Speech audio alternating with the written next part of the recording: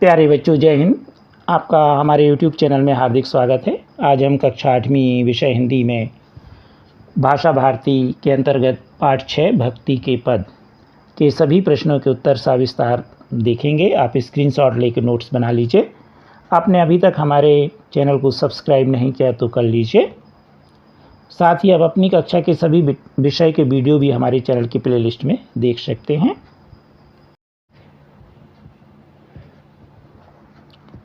पाठ परिचय। इस पाठ में भक्ति भावना से भरे 4 पद हैं। सूर के पद में प्रभु के प्रति अनन्य और अटूट प्रेम का वर्णन है। वे तो प्रभु के समीप में ही सच्चा सुख पाते हैं।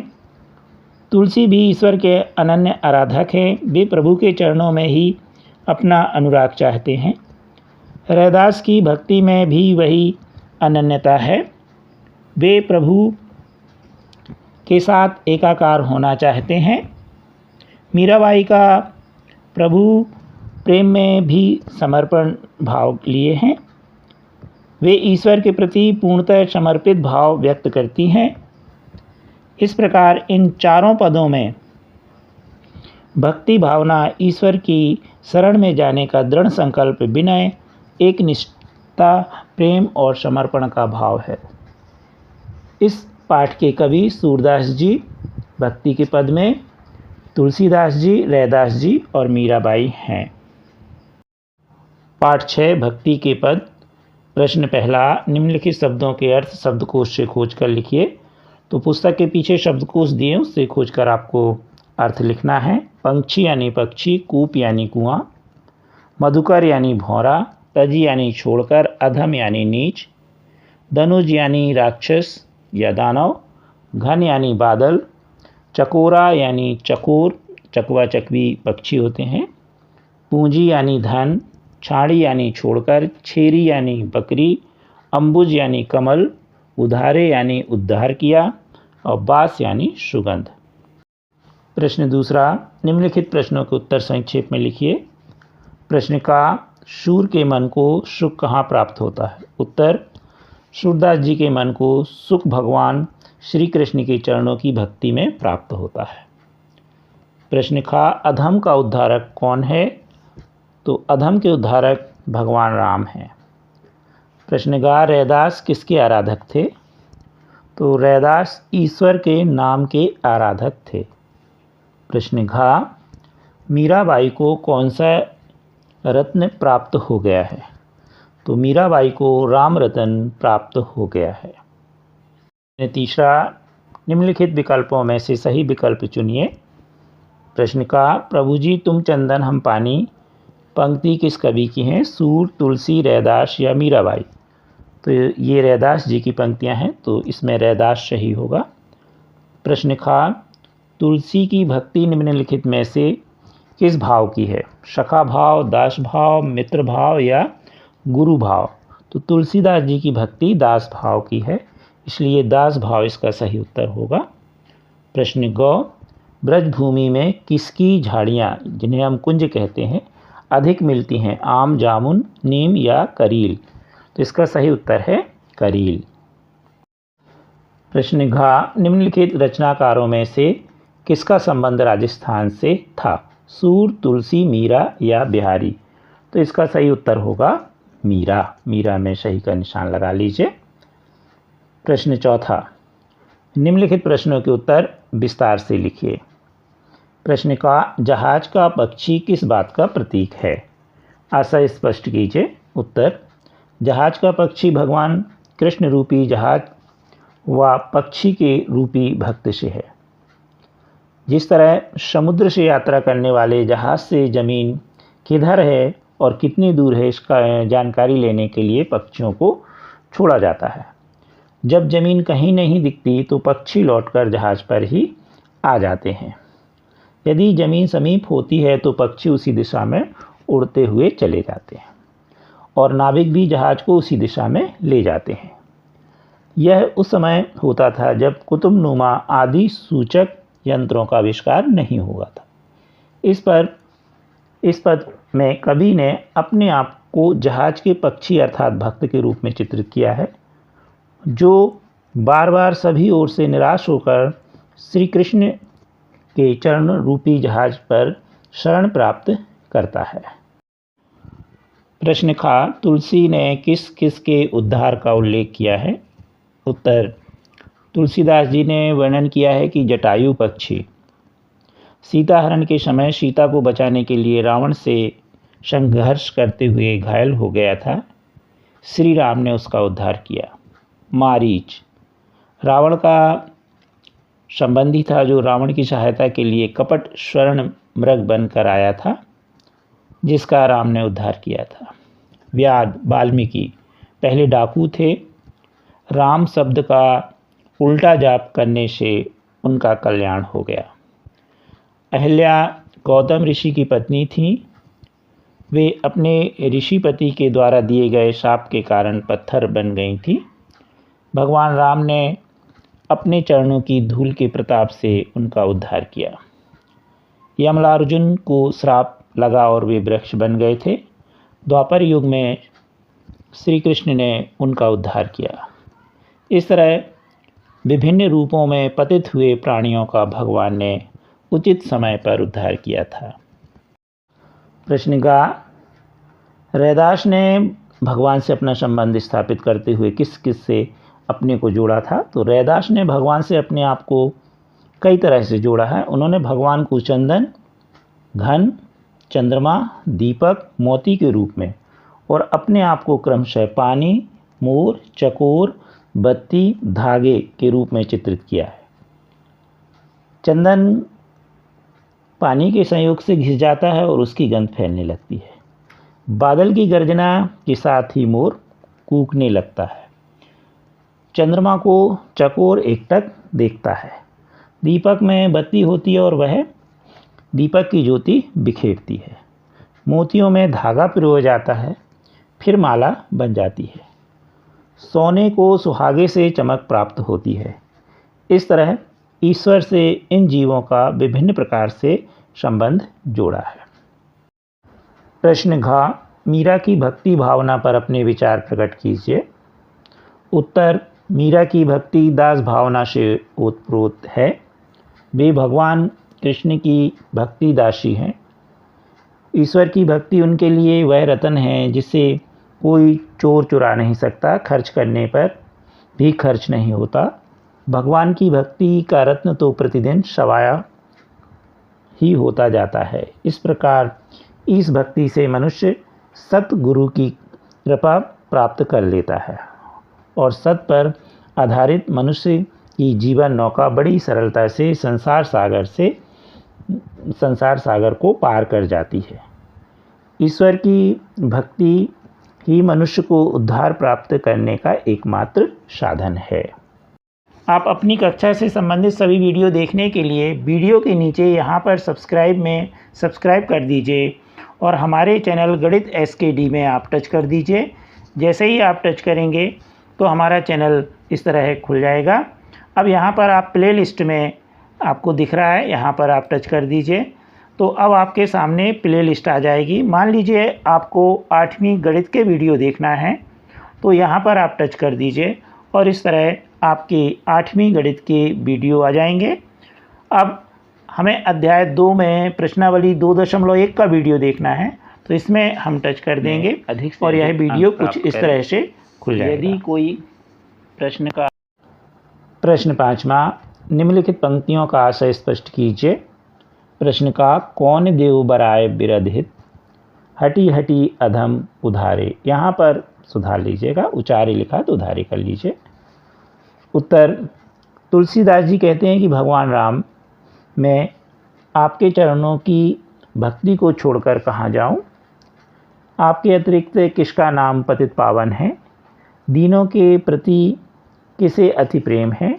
अन्य कौन सा देवता है जिसने हठपूर्वक अपने यश के लिए पापियों का उद्धार किया हो?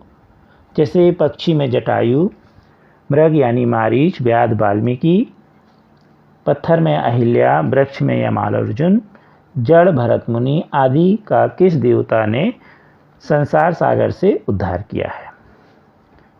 इसी का प्रश्न खा, सूरदास प्रभु काम धैनु तजी, छेरी कौन दुहाए। उत्तर, मेरा मन दूसरे स्थान पर किस तरह सुख प्राप्त कर सकता है। जिस तरह समुद्री जहाज से ज़मीन के होने की जानकारी के लिए छोड़ा गया पक्षी लौटकर फिर जहाज पर ही आ जाता है, उसे उसी जहाज पर शरण प्राप्त होती है।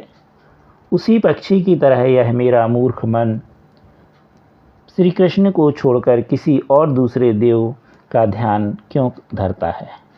पवित्र गंगा को छोड़कर मूर्ख और कुबुद्धि मनुष्य ही कुआं खोदने की बात सोचता है।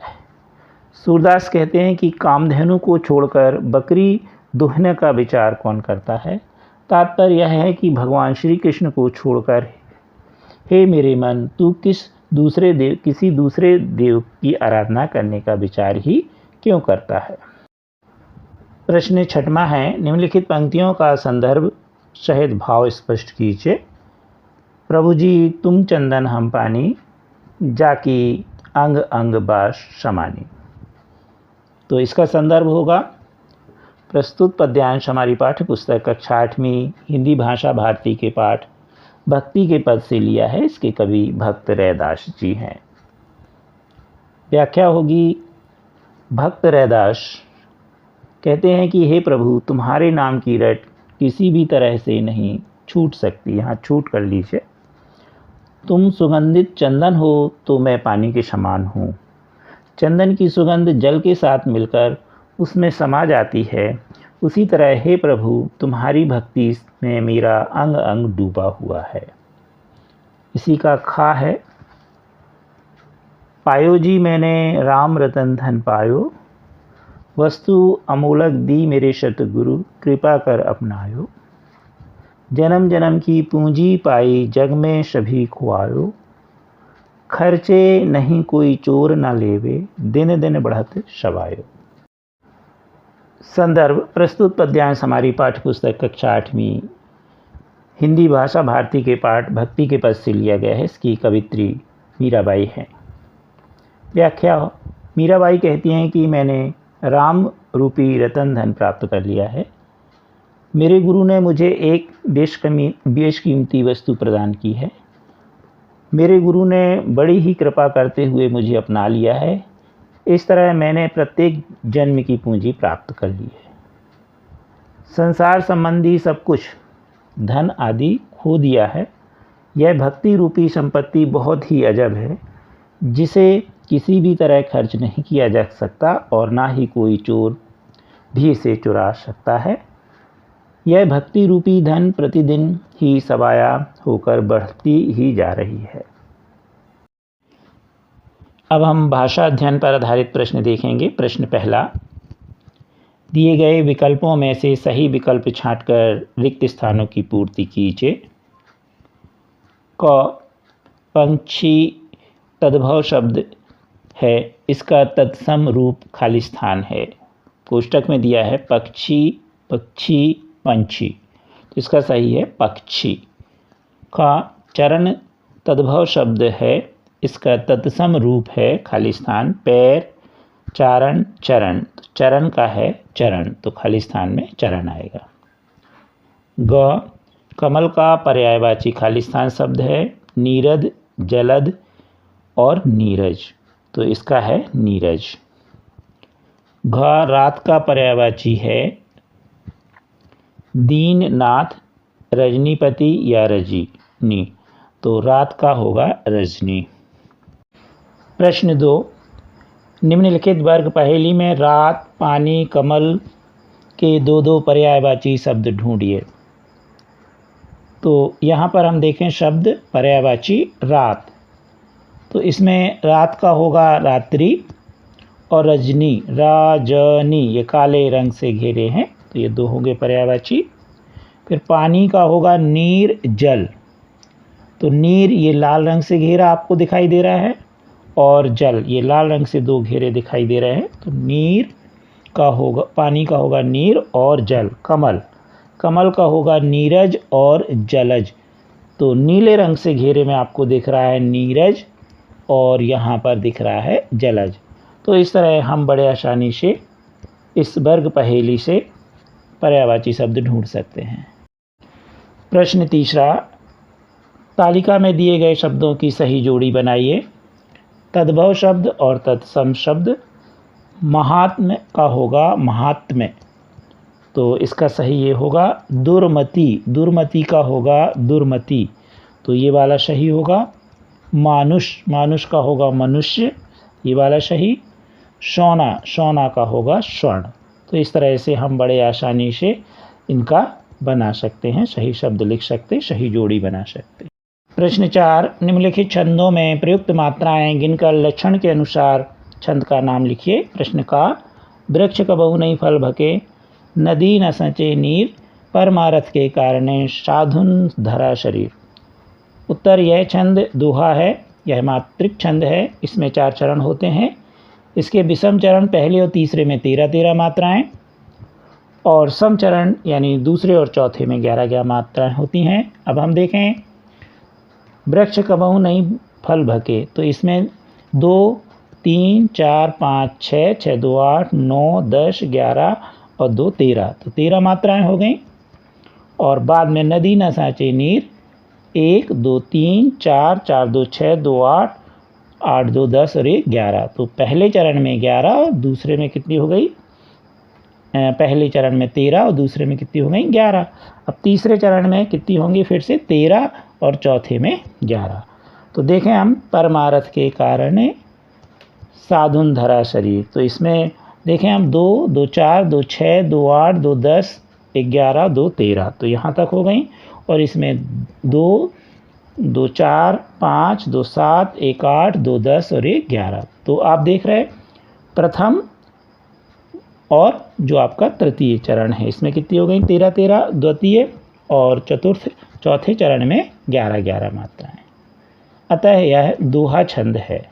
लिखा, कुंद इंदु शमदे उमा रमन करुणायन, जाहे दीन परने करहु कृपा मर्दन मैन।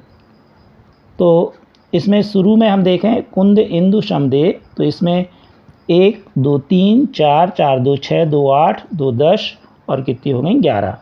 तो पहले चरण में 11 हो गई, दूसरे में 1, 2, 3, 3, 3, 6, 7, 8, 2, 10, 11, 12, 13। दूसरे चरण में हो गई 13, पहले में 11 और जो आपका दूसरा उसमें हो गई कितनी 13। इसी तरह यहाँ पर जाहे दीन पर ने 2, 3, 2, 5, 6, 7, 8, 2, 10 और 1 11। तो तीसरे में 11 हो गई।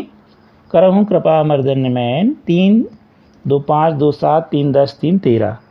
तो इसमें आप देख रहे हैं कि पहले चरण में और तीसरे चरण में कितनी है 11-11 मात्राएं, और दूसरे और चौथे में है 13, जस्ट दोहा की विपरीत। तो इसलिए यह कौन सा छंद है, सोरठा छंद है। प्रश्न गा, जही सुमरत सिद्ध हो, गण नायक करिवर बदन, करहूँ अनुग्रह सोय, बुद्धि राशि शुभ गुण सदन। तो इसमें भी आप गिन लीजिए, तो पहले और तीसरे चरण में इसमें 11-11 मात्रा हैं, जबकि दूसरे और चौथे में 13, इसलिए यह भी सोरठा छंद होगा। प्रश्न खा की तरह। कृपया हमारे वीडियो को लाइक एवं शेयर अवश्य कीजिए, और अभी तक आपने हमारे चैनल को सब्सक्राइब नहीं किया तो कर लीजिए। Thank you.